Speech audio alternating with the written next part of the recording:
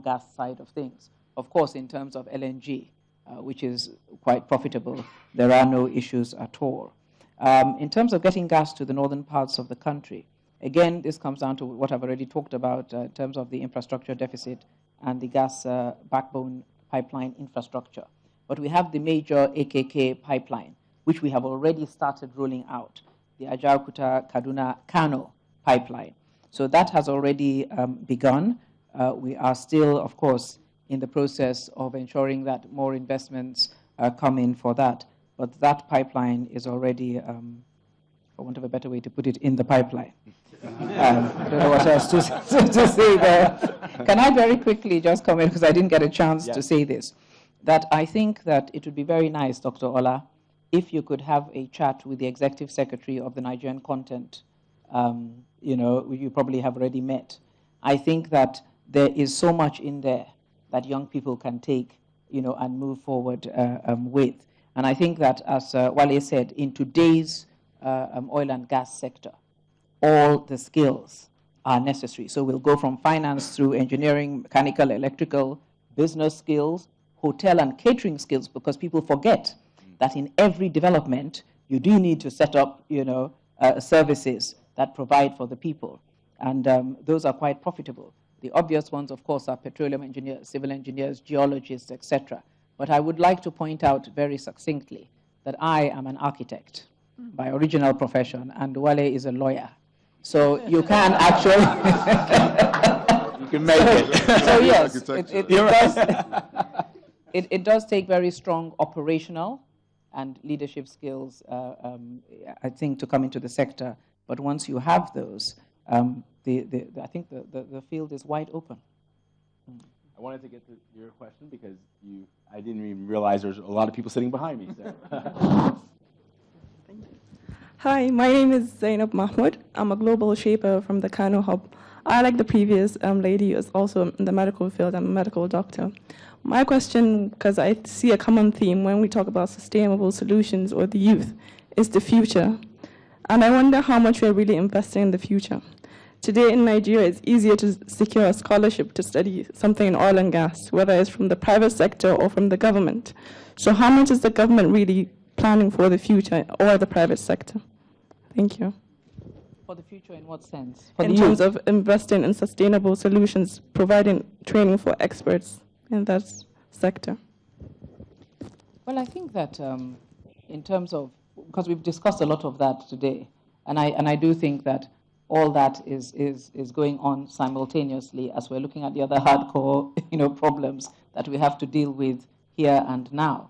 I must say that in Africa and in emerging economies as a whole, you are faced with so many hard-on problems that range from the actual everyday fundamentals of running the business to political issues, which are very real and very tough. We live in a very brutal political climate in most of Africa. So you're dealing with real issues all the time and very hard issues. But we are looking at all those at the same time. We have nuclear solutions being looked at, frightening as it is to me, but we have a lot of other solutions being handled by other parts of the government who have that responsibility, at the same time. I think part of that future the youth should be concerned about is a future where climate change pushes us to 4 or 6 degrees temperature rise.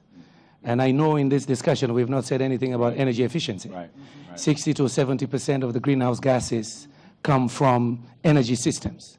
The sad news for Africa is we contribute less than 3%.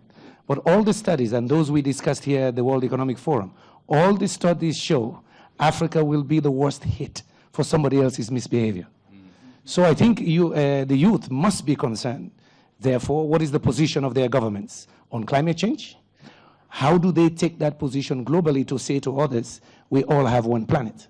And so we said nothing about energy efficiency. It's related to climate change, but there's another dimension.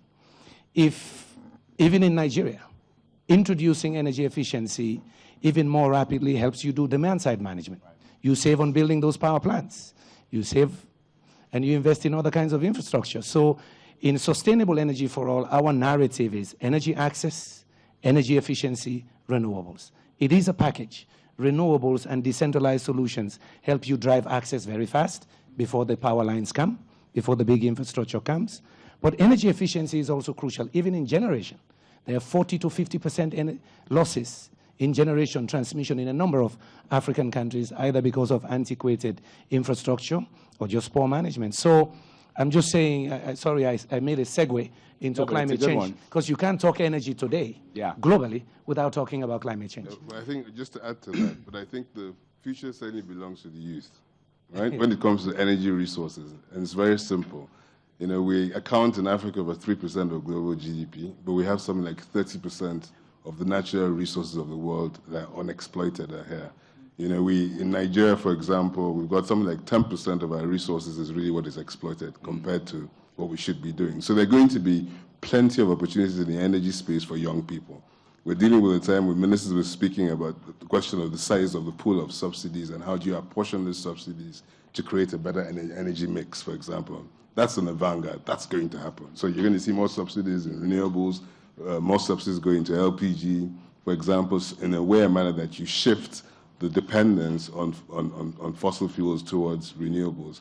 And there are going to be great job opportunities because we have a local content policy that is creating substantial opportunities. I mean, for the first time in our nation's history, resources that have been invested in multinationals for the last 40 years are shifting to the private sector. And that private sector is indigenous, it's not foreign. And that private sector hires, you know, well-trained, well-groomed Nigerians or Africans, and even where they're not, because we actually do have other Africans in our system who join us. I mean, we're getting applications from people from Mozambique, South Africa, whatever, wanting to cross to live. I mean, this never happened before. Now, Africans want to move to other countries as professionals to work. Before, it used to be moving abroad. Right. That was the only destination, and that's a real change. So I think I'd rather have been your age than my age right now. Well, on that note, I want to thank our panelists for a really engaging discussion. Clearly, there's so much more to talk about. We could spend, you know, a couple of hours doing that. But please give them a round of applause for their time. Thank you very much. Thank you very much. Thank you. And thank you for joining us as well. Thanks so much, and hope you have a good day. Thank you.